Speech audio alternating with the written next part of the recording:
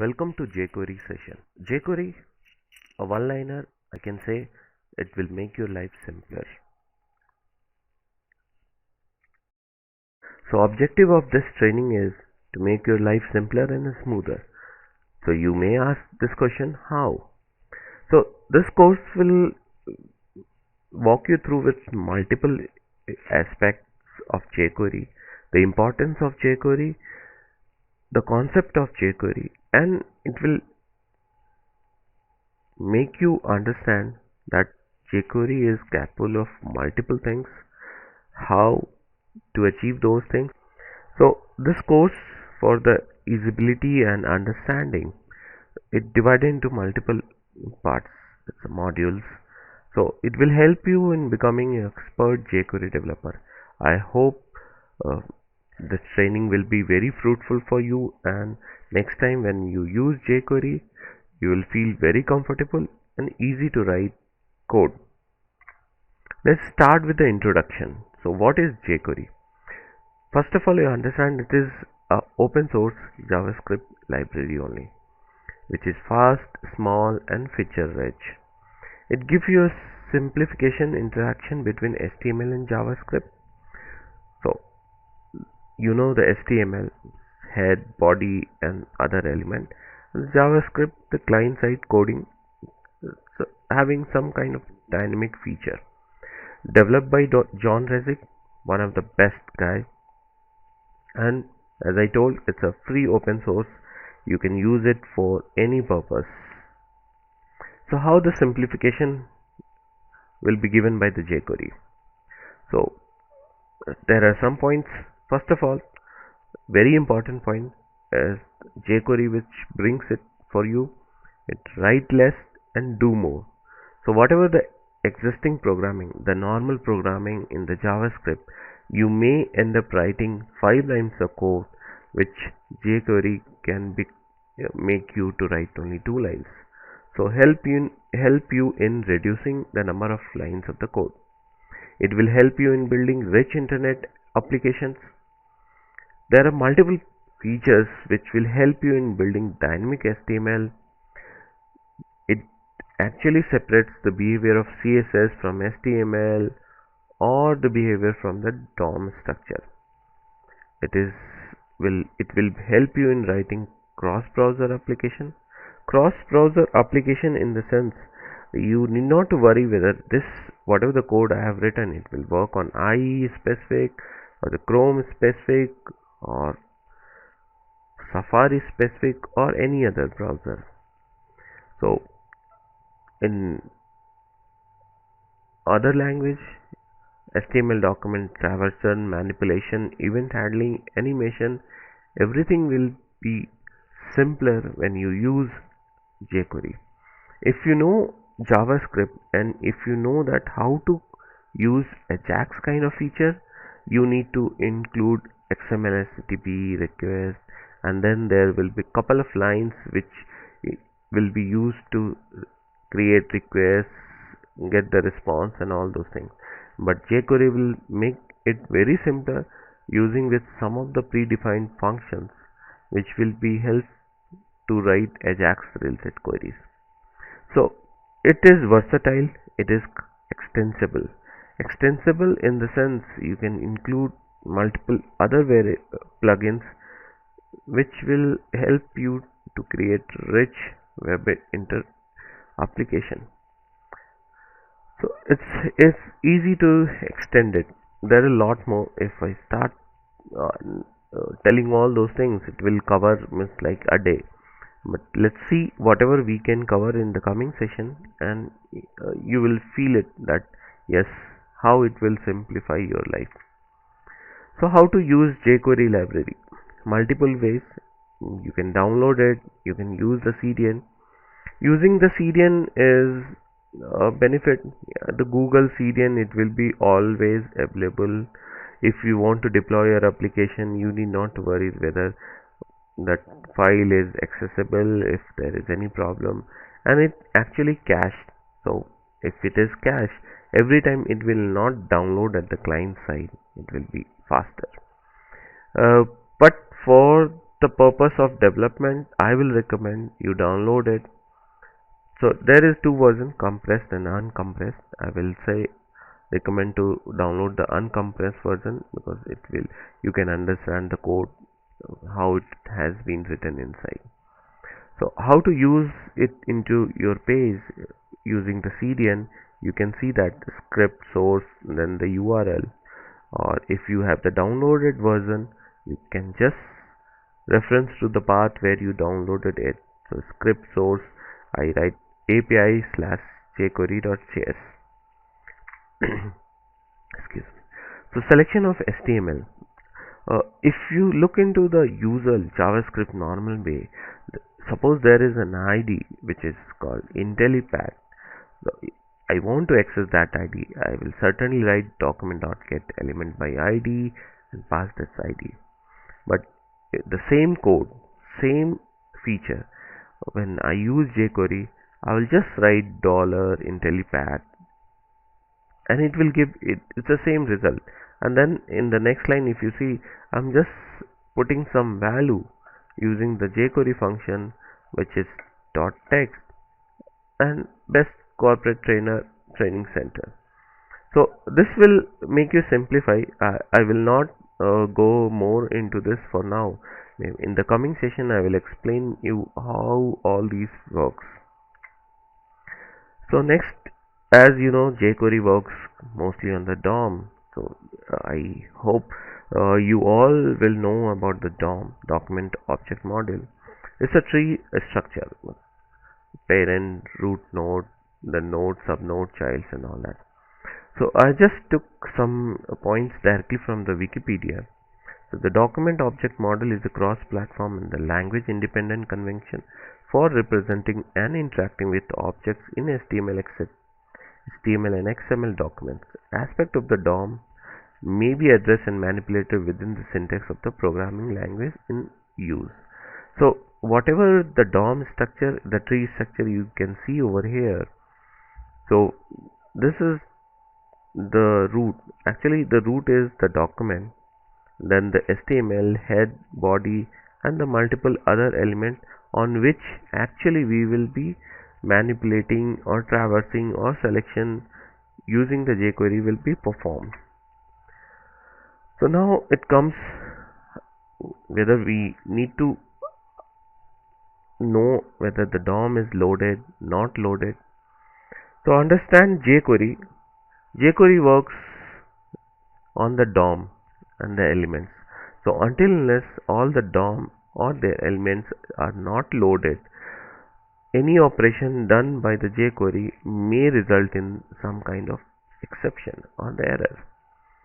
So a web page is made of multiple elements, and a page will be said as loaded only when all the elements from the page is loaded.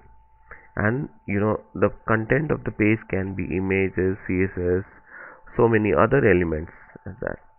For those purpose, actually usually we are following now. Maybe later time we will avoid this, but for now it is we rely on window.onLoad. This function fires only when the entire page, the content of the page gets loaded. But there are issue with the window.onLoad. If a page takes lot of time to reload everything, it will take time, it will consume time. And another problem is the browser compatibility. Considering all those problems, we avoid using window.onLoad. We'll see in the coming session that how document.ready will help you in achieving same kind of feature but less time consuming. Document ready handler. So this is actually provided by jQuery, where it will see that all the document has been loaded properly before manipulating on DOM. The jQuery will make sure that yes, everything is loaded on the page, so that there should not be any problem or the error while doing any operation. So as I told, we in the simple JavaScript we rely on window.onLoad. If I say, if you don't have any manipulation on the DOM, or then there is no problem. Wherever you want to write your JavaScript code, you can write it.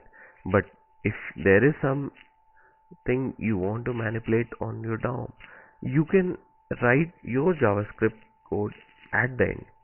Actually, it is good performance related issue and the good programming behavior that you should actually write your all JavaScript code at the last of the page.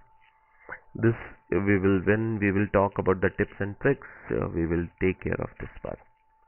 So having the comparative look on onLoad and document.ready.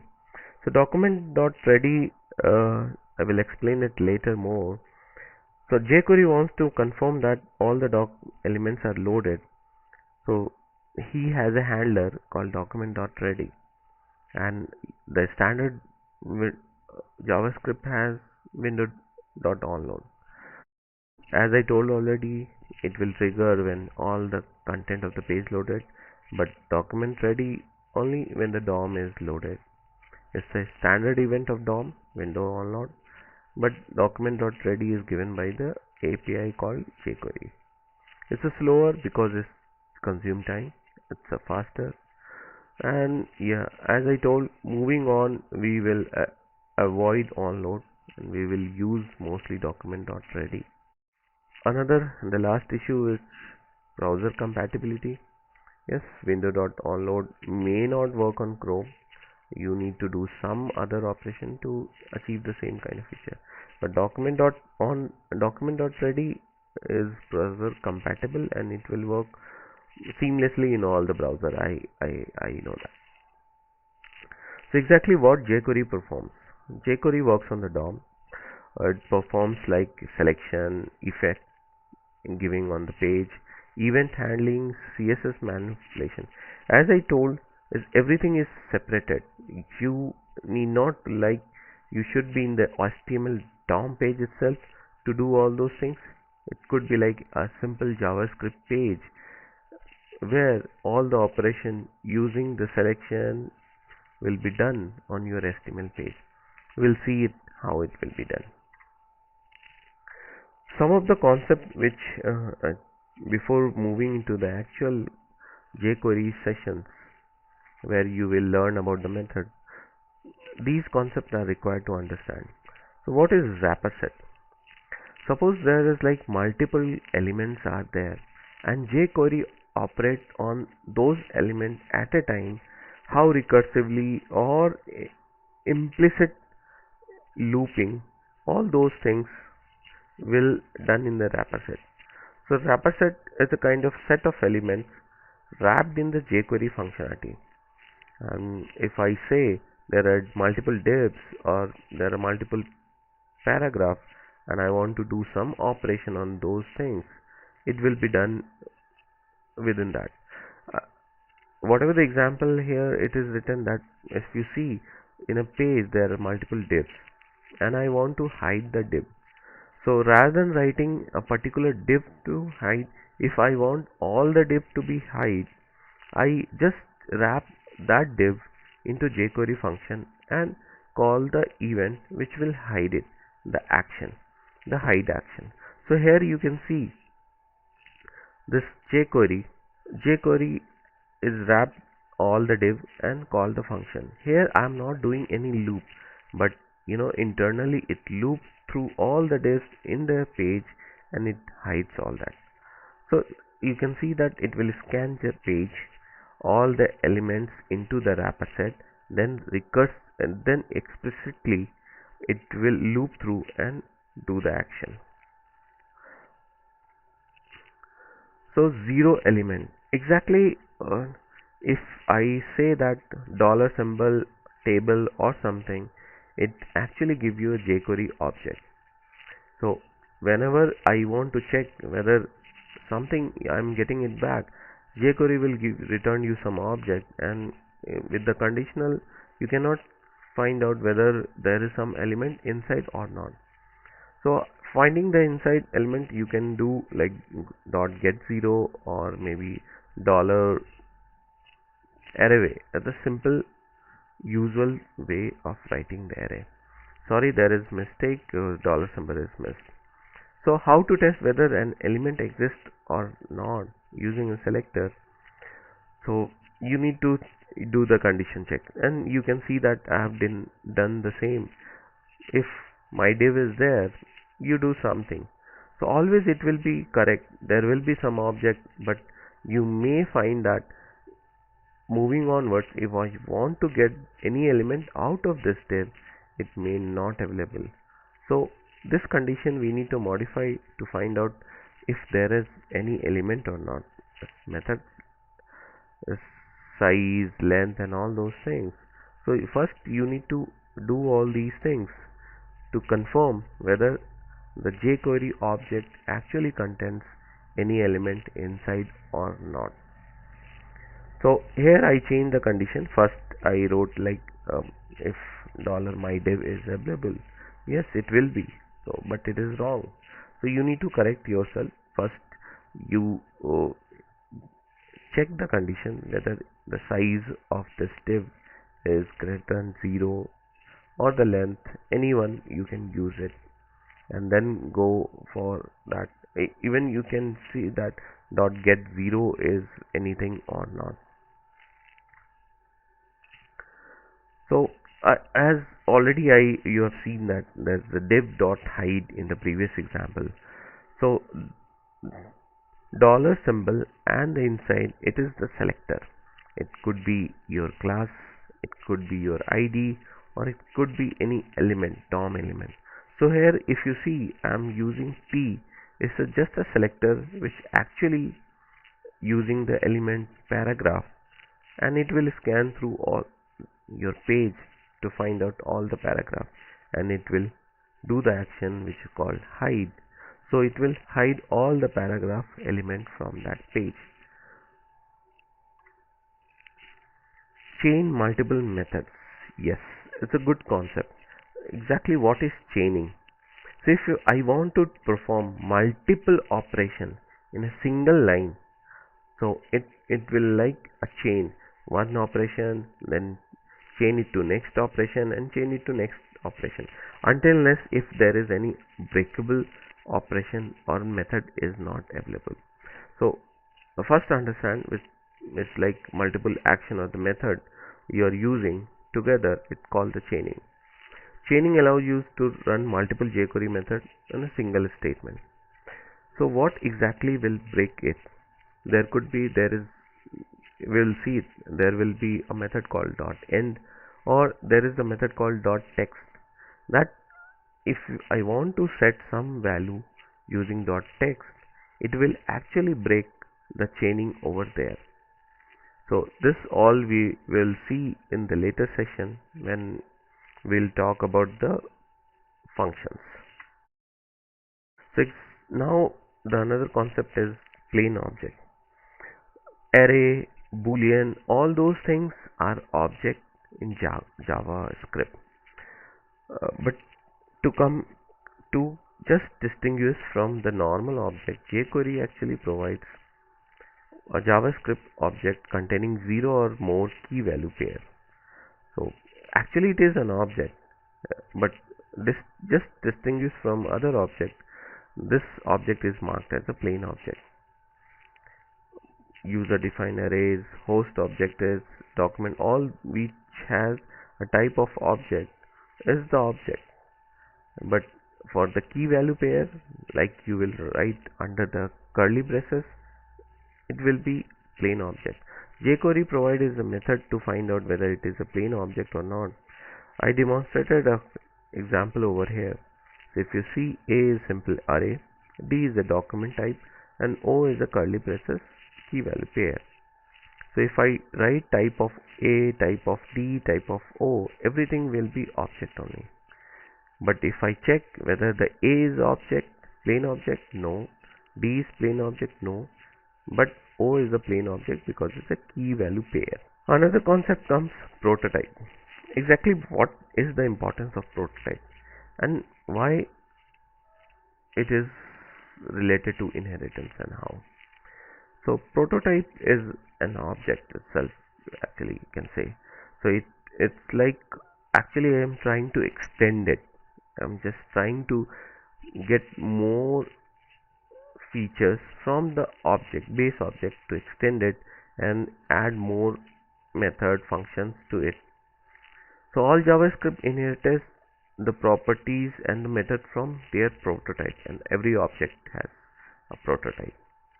So using the literal with new object or prototype object dot prototype is the way of creating that. Suppose I created a date and I want to inherit, then I can write date dot prototype. Suppose there is a string, I want to include my own function, I will write string dot prototype make some function. So all these things is like inherit from the base object. Object dot prototype is the top. If you say it's the mother of all the objects. All the JavaScript object, date, array, regular expression, function, or everything inherit from the object dot prototype. Same way as jQuery is the wrapped around JavaScript, it's made up on the JavaScript. It also has the prototype. When I write dollar and some selectors, DOM elements, actually it creates a JavaScript object, so which automatically inherited all the prototype method from the base object. So it's just a reference of jQuery which specially modified new object. So it's a function which returned the new object reference. With the example, if we see, suppose there is a object variable a and I want to add some function method on that, I will write a dot prototype dot make example. You include whatever you want to do inside the logic, and I want to instantiate the object of a, so I write var new object equal to new a, and then I can call new object dot make example. So the new object has this method because it is a a's prototype. It's a prototype of a, so you can directly get it. So same thing if I do $form dot hide, $form represent as a prototype. So saying that jQuery dot fm dot map equal to function is like saying jQuery dot prototype dot map equal to function. So fn is the short form. Now I told that jQuery is extensible, so you have the option to add more plugin to achieve some of the features which you want it really, and it is available in the open source market. So it may use jQuery, it may have the same global variable as the dollar we use in the jQuery. Then what will happen? So you have two dollar symbol or some global variable similar. Then your browser, the interpreter of the browser, may get confused which is related to what. So this situation is called the conflict mode. So in this case, actually jQuery provides you a method which called no conflict where you can, using that, you can divide it, that understand I'm using jQuery for this namespace or the variable, and this plugin will use it as this name. So I just want to differentiate with exactly what variable I will use for which library. So if it is already claimed by another library, we can use it something $j. I have taken an example, like I am using Intellipaat and the short form. So jQuery dot no conflict. So I will make it IP as my global variable, and wherever I want to use it, I will use this $IP to work with jQuery. So here you can see $IP equal to jQuery dot no conflict. I made, rather than only dollar, I made $IP as my global variable, and whatever is available you can use it. There will not be any problem. This is in case you have the plugin with the same global variable. So currently jQuery version is 2.1.4, but maybe we can use 1.9 or something which is stable for our examples. Coming to the summary, so what is open source, work on the HTML document, DOM, and completely JavaScript. So all these interaction happens between HTML, DOM, and JavaScript. It simplifies.